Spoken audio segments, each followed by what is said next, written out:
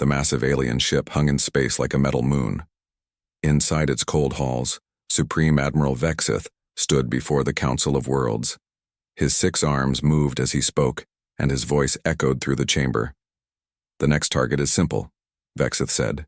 His red eyes looked at the hologram floating in the center of the room. It showed a small blue planet with 1 moon. "This world calls itself Earth. The creatures there call themselves humans." The other aliens in the council nodded. Some had scales, others had fur, and a few looked like walking rocks. But they all agreed on one thing: conquering new worlds was easy work. "What do we know about these humans?" asked Counselor Jarn, her tentacles waving in the air. Vexith smiled, showing sharp teeth. "They are mammals, very primitive. They have small cities and basic technology.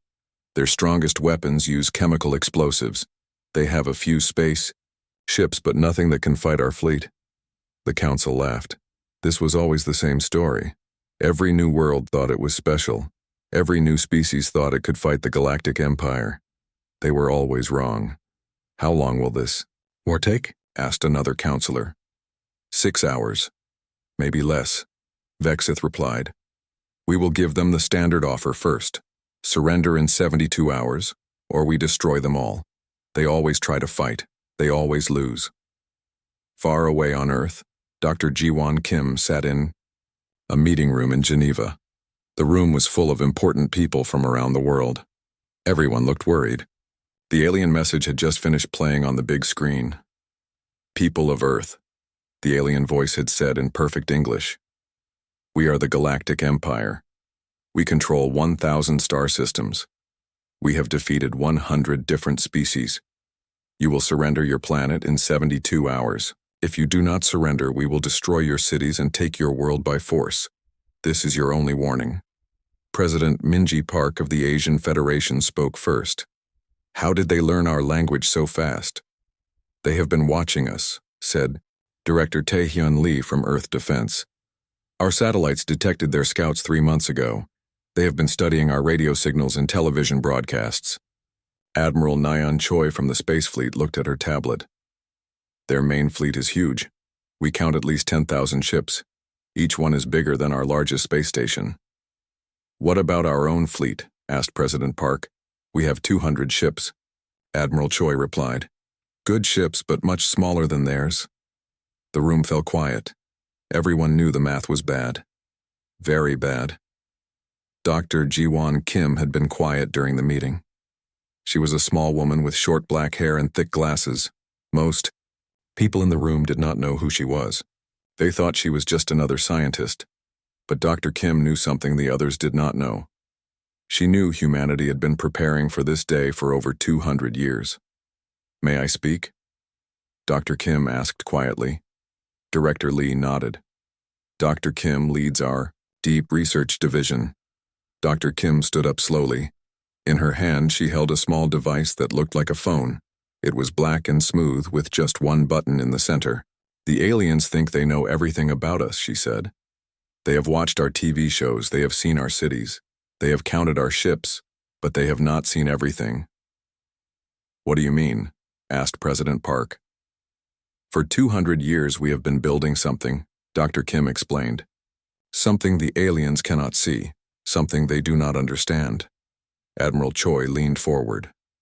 "What kind of something?" "The Deep Earth Project," Dr. Kim said. "It is buried 3 miles under the ground in Colorado. The aliens see our cities. On the surface, they see our ships in space, but they do not know what lies beneath." Director Lee looked confused. "I have never heard of this project." "Very few people have," Dr. Kim replied. "It was started by the best scientists in the world in 1823. Every generation has worked on it. My great-great-grandmother helped build it. My grandfather improved it. My father completed the final tests. Now it is ready." "Ready for what?" President Park asked. Dr. Kim held up the small device.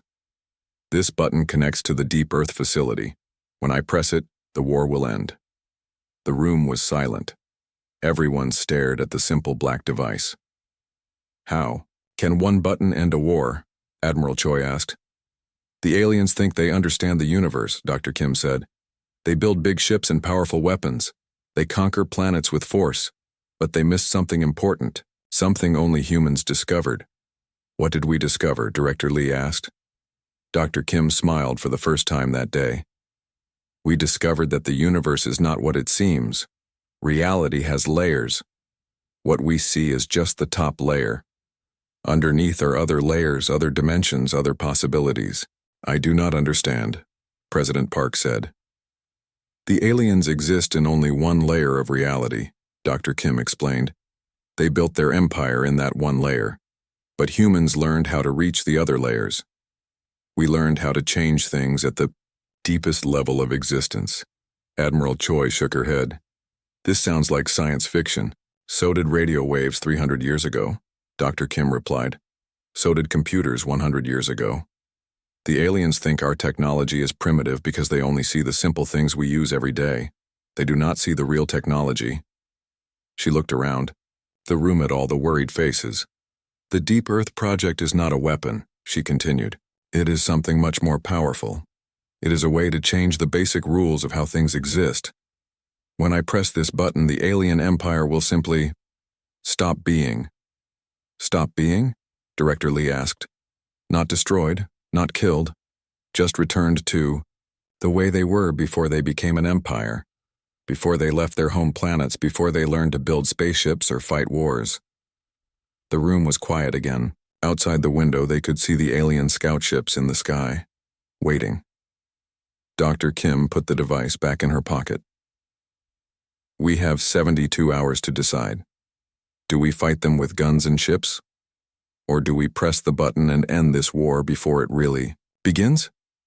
President Park looked at the others. If this works, what happens after? Then humanity will be alone in the galaxy, Dr. Kim said quietly. And we will have to decide what kind of galactic neighbors we want to be. The meeting ended with no decision. But everyone knew that in 72 hours, Dr. Kim would have to make a choice that would change the universe forever. In space, Admiral Vexith prepared his fleet for an easy victory. He had no idea that 3 miles beneath the Earth's surface, machines, built by 200 years of human genius, were quietly humming, waiting for one small button to be pressed. The 72 hours passed like a bad dream. Admiral Vexith's massive fleet dropped out of hyperspace near Earth's moon. 10,000 alien warships filled the dark space around the planet. Each ship was huge, bigger than Earth's largest cities.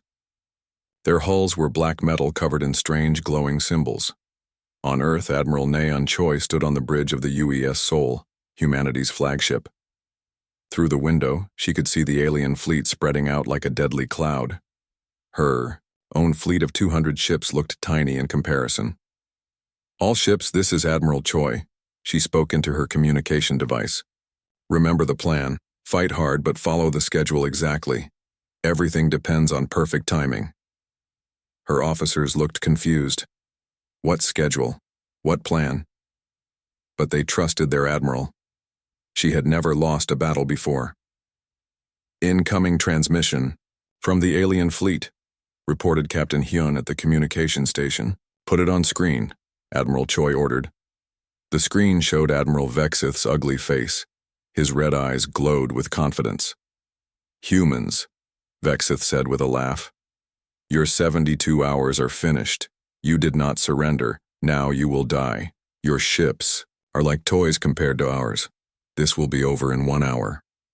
Admiral Choi stood straight and looked directly at the alien commander. We are ready to fight. Come and try to take our world. Vexith's laugh was loud and mean. Brave words from a dead species. Attack. The space battle began immediately. The alien ships moved forward like a metal storm. Their weapons fired bright beams of energy that could cut through the strongest human shields. The first wave of human ships tried to fight back with missiles and plasma cannons. It looked hopeless. The human weapons barely scratched the alien hulls. The alien energy beams sliced through human ships like hot knives through butter. Within 10 minutes, 50 human ships were destroyed. But Admiral Choi was not worried. She checked her watch and nodded to her tactical officer. Phase 1 complete, she said quietly. Begin Phase 2. On the surface of Earth, General Kyung Park watched the sky fill with alien landing ships. Hundreds of them dropped through the atmosphere like deadly rain. They landed in fields outside major cities around the world. Alien soldiers poured out of the ships. They were big creatures with thick armor and powerful energy rifles. They moved toward the cities expecting easy victories. General Park spoke into his radio.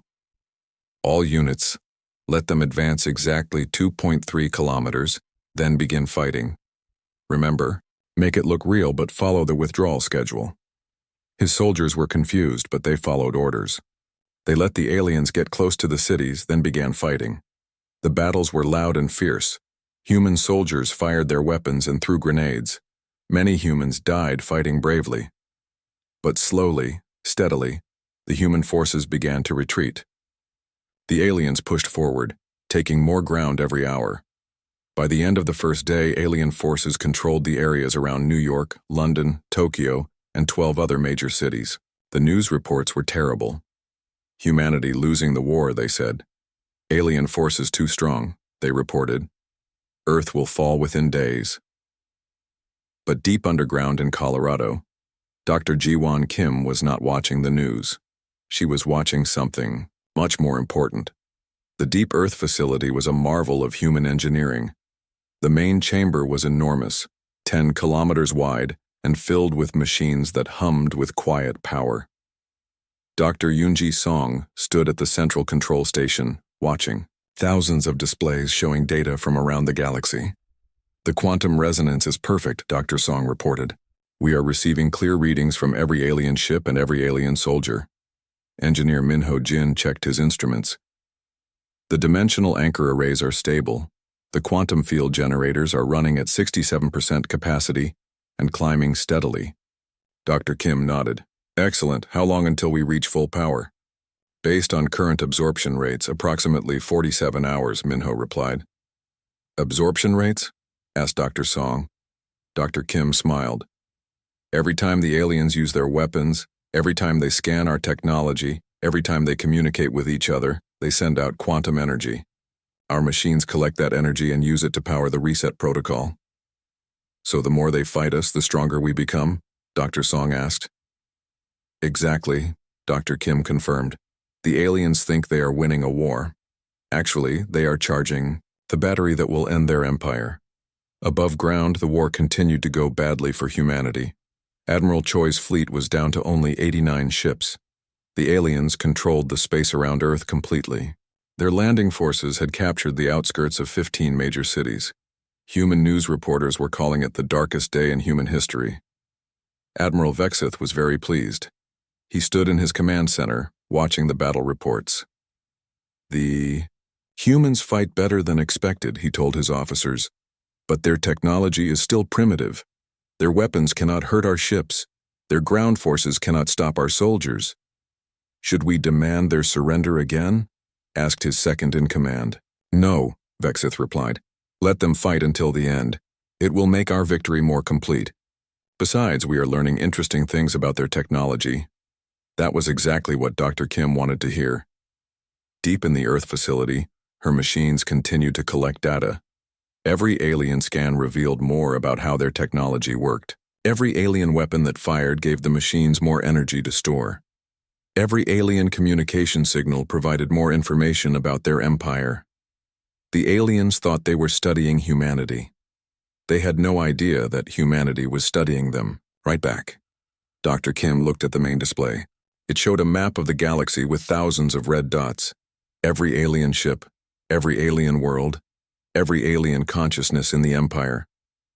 Target acquisition is now at 94%, reported Minho. We have located and locked onto 847 billion individual alien minds across 1,247 star systems. And they still have no idea what we are really doing, Dr. Song added. Dr. Kim checked her watch. 45 hours until full power. The aliens will probably have most of Earth under their control by then. Will that be a problem? Minho asked. Not at all, Dr. Kim replied. In fact, it will make things easier. The closer they are to Earth, the stronger the quantum resonance becomes. When I press the button, the effect will be instantaneous across the entire galaxy. As the second day of the war began, Things looked very bad for humanity. The alien fleet controlled space completely. Alien ground forces were advancing on major cities. Human resistance was crumbling. The aliens were confident that victory was near. They had no idea that in 43 hours, one small button would change everything. By the third day of the war, Earth looked like a defeated planet. Alien forces controlled 72% of the surface. Their black ships hung over every major city like metal clouds. Alien soldiers marched through the streets of Paris, Moscow, and Cairo. Human resistance fighters hid in sewers and basements, fighting a war they seemed to be losing badly. Admiral Vexith stood in his command center, watching reports from around the planet. His officers were celebrating. The conquest of Earth was almost complete. "The humans are finished," said Commander Threx, his second in command. "Their military forces are scattered. Their leaders are in hiding. We should demand their final surrender." Vexith nodded. "Send a message to any remaining human authorities. Tell them they have 6 hours to surrender completely, or we will destroy their remaining cities." Deep underground in Colorado, Dr. Ji-Won Kim received the alien message. She was standing in the main control room of the Deep Earth facility, surrounded by machines that hummed with incredible power. "Power levels are now at 98%, reported engineer Minho Jin. "All quantum field generators are stable. The dimensional anchor arrays are locked onto every alien consciousness in the galaxy." Dr. Yoonji Song looked up from her control station. "Dr. Kim, we have a problem. The aliens are demanding final surrender in 6 hours. If we wait much longer, they might discover this facility." Dr. Kim checked the countdown timer on the main screen. 2 hours and 17 minutes until full power, but they might not have that much time. "Minho, can we activate the reset protocol at 98% power?" she asked. The engineer checked his calculations. "Yes, but the effect might not reach the outer rim systems. We could miss about 2% of the alien empire." "That is acceptable," Dr. Kim decided. "Begin final preparations." President Minji Park's voice came through the communication system. She was hiding in a bunker beneath Geneva. "Dr. Kim, the situation up here is desperate. Alien forces are closing in on all our remaining positions. If you are going to do something, please do it now." Dr. Kim took a deep breath. "President Park, I need to explain something important before I press this button. Something about what we discovered and why. This will work." "Make it quick," President Park replied. "We may not have much time." Dr. Kim walked to the center of the control room. Around her, the walls were covered with displays showing the galaxy. Thousands of red dots marked alien ships and alien worlds. 300 years ago, human scientists made a discovery. She began. "We learned that consciousness is not just electrical signals in a brain. Consciousness exists at the quantum level of reality." "I do not understand," came Admiral Choi's voice from her damaged ship in orbit. "Think of reality like a book with many pages," Dr. Kim explained.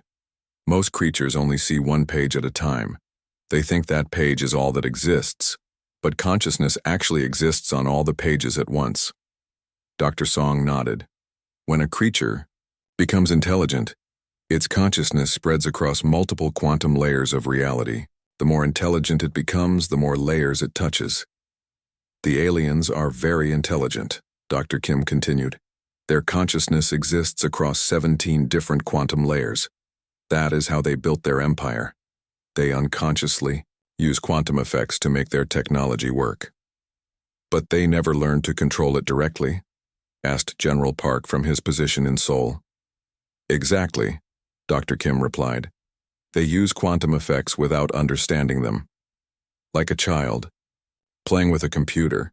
They can make it work, but they do not know how it really functions." Engineer Minho brought up a new display. It showed a complex diagram of swirling energy patterns. "Humans are different," Dr. Kim said. "We may not be as naturally intelligent as the aliens, but we are curious. We ask questions. We dig deeper. And 300 years ago, we discovered how to see and control the quantum layers directly." "The Deep Earth Project," President Park said. "Yes. For 200 years we built machines that can reach into the quantum foundations of reality. We can see consciousness itself. We can trace it back to its origins. And most importantly, Dr. Kim paused and looked at the small black device in her hand. We can reset it. The room was quiet except for the humming of the machines. Reset it how? Admiral Choi asked. Every conscious being has a quantum signature, Dr. Kim explained, like a fingerprint, but made of energy instead of skin. That signature shows every stage of evolution that consciousness went through, from simple animal awareness to basic intelligence to advanced spacefaring civilization. Dr. Song pulled up another display. We have been mapping the quantum signatures of every alien in the galaxy. We know exactly what they looked like 1 million years ago, before they became intelligent, before they left their home planets. The reset protocol does not hurt them, Dr. Kim said. It simply moves their consciousness back to an earlier point in their quantum development, back to when they were simple animals living peaceful lives on their home worlds. They will not remember being an empire? President Park asked. They will not remember anything beyond basic animal instincts, Dr. Kim confirmed. Their technology will stop working because there will be no consciousness advanced enough to operate it. Their ships will drift in space. Their cities will be empty. But the creatures themselves will be alive and happy in their original forms. Alarms began ringing in the facility. On the surface monitors, they could see alien forces had found the hidden entrance to the Deep Earth facility. Alien soldiers were cutting through the blast doors with energy weapons. Dr. Kim, Minho called out urgently, they will reach us in 12 minutes. Dr. Kim looked at the power display. 98.7% and climbing. Close enough. Is everyone ready? She asked. Ready, replied Dr. Song. Ready, confirmed Engineer Minho. Do it, came President Park's voice. Dr. Kim held up the small black device. When I press this button, the war will end. The alien empire will cease to exist. But remember, we will be alone in the galaxy. Someday new civilizations will rise. We must be better neighbors than the empire was. She looked around the room one last time. For humanity. For peace. For a better future. Dr. Ji-won Kim pressed the button. The effect was instant and silent. Across the galaxy, on 10,000 ships and 1,000 worlds, every alien consciousness suddenly shifted.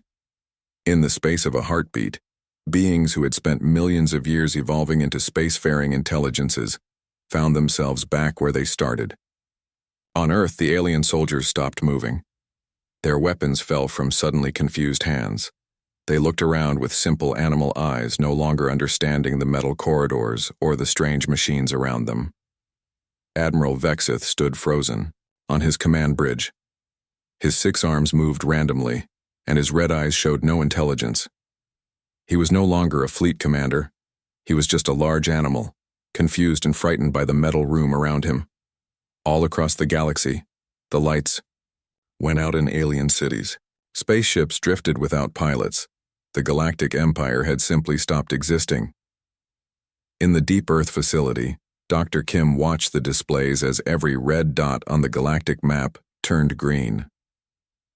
Reset complete, she announced quietly. The universe had become a very different place. Silence filled the galaxy. On Earth, President Minji Park climbed out of her bunker in Geneva for the first time in 3 days. The sky above was clear and blue. No alien ships hung overhead like dark clouds. The massive warships that had blocked out the sun were still there, but they drifted quietly in space like empty metal shells.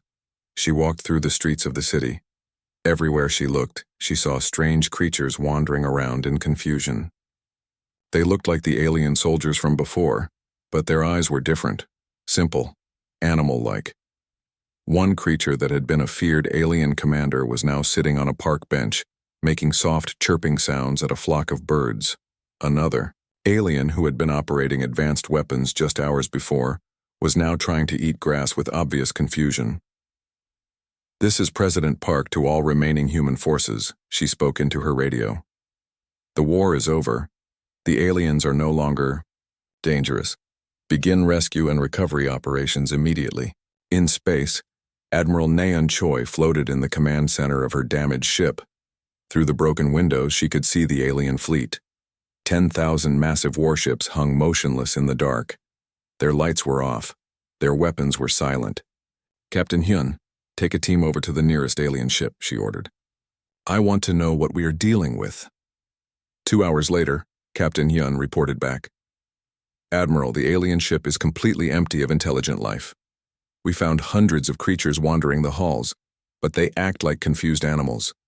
They do not seem to remember how to operate any of the technology." "What about their weapon systems?" "Dead, Admiral. Everything requiring advanced thought is shut down. The life support is still working, but only the automatic systems. It is like the ship is a ghost vessel." Admiral Choi nodded. "Begin evacuation procedures. Get those creatures off the ships and down to planets where they can live naturally." Deep underground in Colorado, Dr. Ji-won Kim stood in the control room, watching reports come in from around the world. The reset protocol had worked perfectly. Every alien across the galaxy had been returned to their original consciousness state. But now came the hard part. "Dr. Kim," called engineer Minho Jin from his station, "we are receiving thousands of signals from across the galaxy. Empty space stations, abandoned colonies, unmanned ships sending automatic distress calls." Dr. Yoonji Song looked up from her displays. "The quantum readings show that the reset affected approximately 847 billion individual consciousnesses across 1,147 star systems. We estimate that there are now over 50,000 abandoned alien cities and space stations." Dr. Kim felt the weight of responsibility settle on her shoulders. With one button press, she had ended a galactic empire.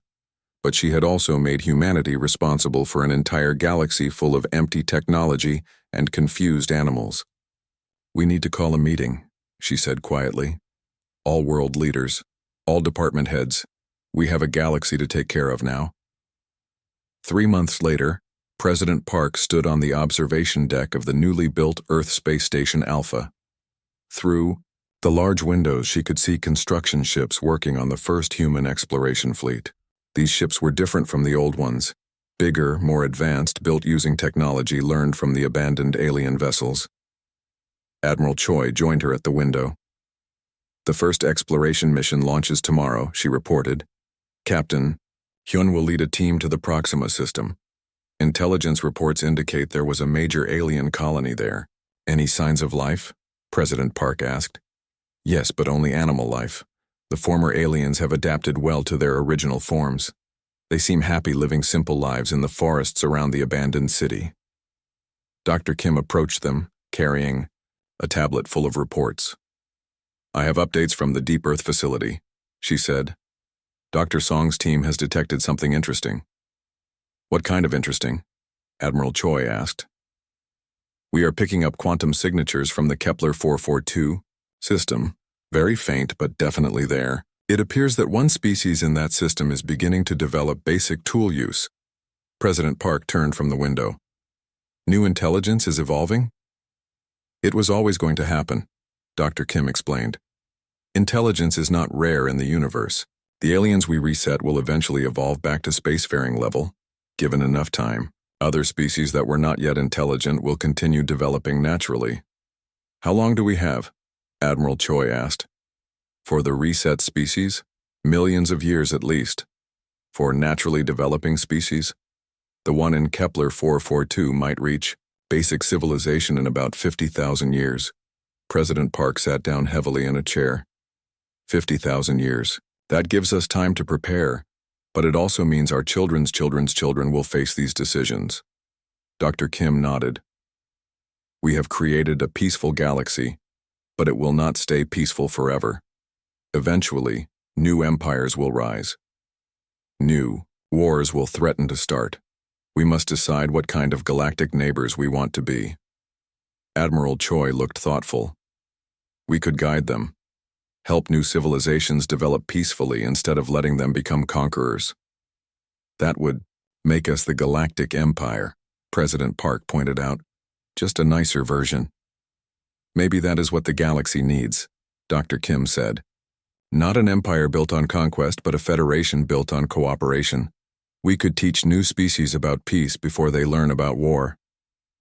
Over the following years, humanity began its work as galactic stewards.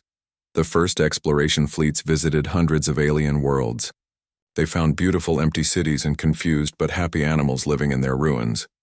Human scientists studied alien technology, learning how to build better ships and cleaner energy sources. More importantly, they found the abandoned libraries and databases of 1,000 civilizations. Art, music, literature, scientific discoveries, all preserved and waiting to be studied. Humanity became the keeper of galactic knowledge. Engineer Minho Jin led teams that carefully maintained alien space stations and cities, preserving them for the day when their original inhabitants might evolve back to intelligence. Dr. Song established monitoring stations across the galaxy, watching for new species beginning to develop tools and language. General Kyung Park created the Galactic Peace Corps, teams of humans trained to make first contact with developing civilizations and guide them toward peaceful cooperation instead of conquest. 5 years after the reset, Dr. Kim received a report that changed everything. Dr. Kim called Dr. Song over the communication system. "You need to see this. The quantum signatures from Kepler 442 have changed. The developing species there has just discovered fire." Dr. Kim smiled as she looked at the data. Somewhere in a distant star system, primitive creatures were taking their first steps toward intelligence. In thousands of years, they might build cities. In tens of thousands of years, they might reach for the stars. When they did, they would find humanity waiting for them. Not as conquerors, but as teachers. Not as enemies, but as friends. The galaxy was no longer empty. It was full of potential. And humanity would make sure that potential grew into something beautiful. In her hand, Dr. Kim still carried the small black device. She had kept it as a reminder of the day humanity changed the universe. But she hoped she would never need to press that button again. The age of galactic peace had begun, and it would last as long as humanity had the wisdom to guide it.